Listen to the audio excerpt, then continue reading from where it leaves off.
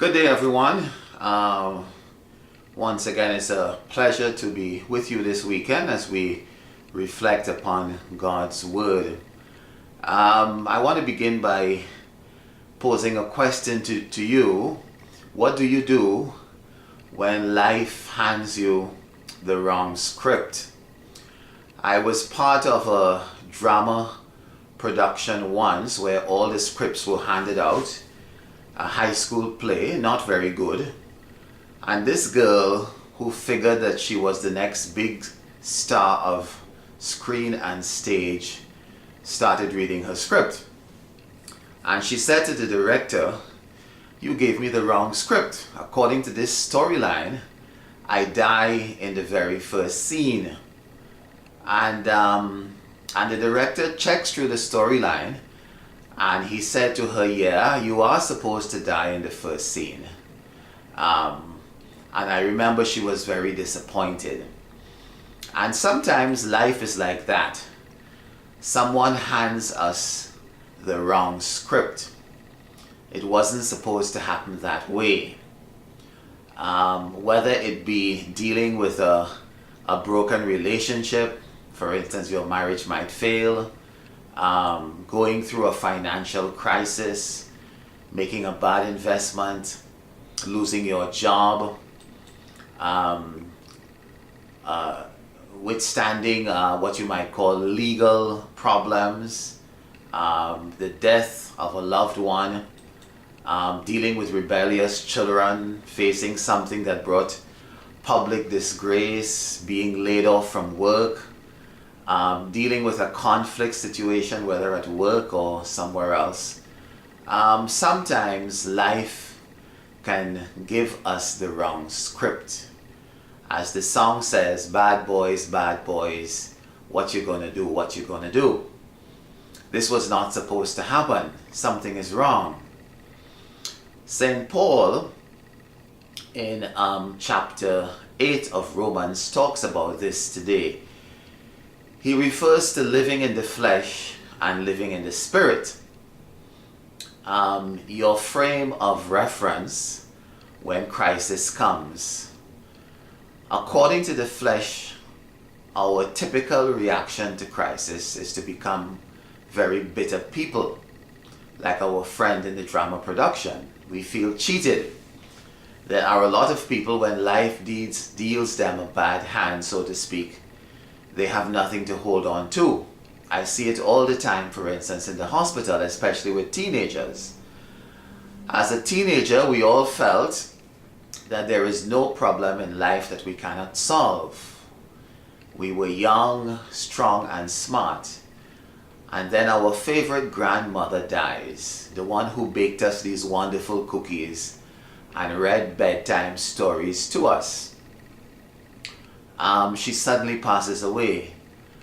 And I see these teenagers coming into ICU holding their deceased grandmother's hand, totally devastated, totally lost. Suddenly their intelligence, their youth, their confidence is not enough. Nana is gone. And there are people who still think like teenagers. They think that their wealth or Google can solve all their problems. You have a problem, just Google it. Or put on hand sanitizer. That is what, that can protect you from everything. And this is what St. Paul refers to as living in the flesh. The fleshy things can solve all our problems. Some people think that their friends will always be there for them.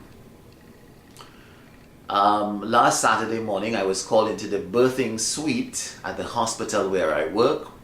Premature child, young couple, their first child. The child's lying there on the mother, swollen head, heart beating very slowly. The parents are completely lost. And you can see that look in their face.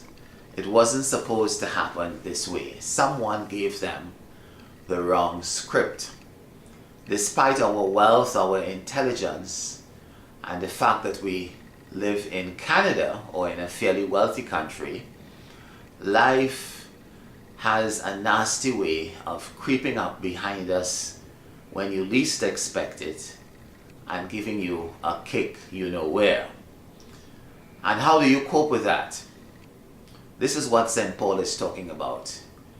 Do you respond with the flesh or with the spirit? Matthew 7:24 talks about this in a more explicit way. It talks about people who build the foundation of their lives either on sand or on rock. You have to build your life on something. You can't build it on air. And sand is easier to build on. The flesh is easier to deal with. Who wants to dig down deep if you don't have to? It takes more work to build on rock. It takes more time and more energy. And it costs more. It is easier and faster to build on the sand. But to build your life on the spirit takes time and effort. You have to nurture it through prayer and discipline. Ultimately, it is based on trust. You have to trust that when the storms of life come, God will see you through. He will support you. It is interesting in Deuteronomy chapter 33 verse 27, it says that the eternal God is your dwelling place, and underneath are the everlasting arms. Note here that God's arms are mentioned not as being around us, but beneath us. When tragedy strikes, like the death of a loved one, it can make you feel as though the bottom has fallen out completely from under you. But God's arms beneath suggest that He is there to catch you. God would not let us fall and keep falling. He has placed His loving arms beneath because we need His support. The words of the gospel today invites us to build our lives on the foundation of the Spirit, to let go and to let God have His way. Let go of the things of the flesh, our bitterness, our anger and hatred, and to realize that our humanity, our intelligence, our wealth and friends can only take us so far. And to trust God's word. I want to end today with the words of the gospel reading, which is practically a prayer.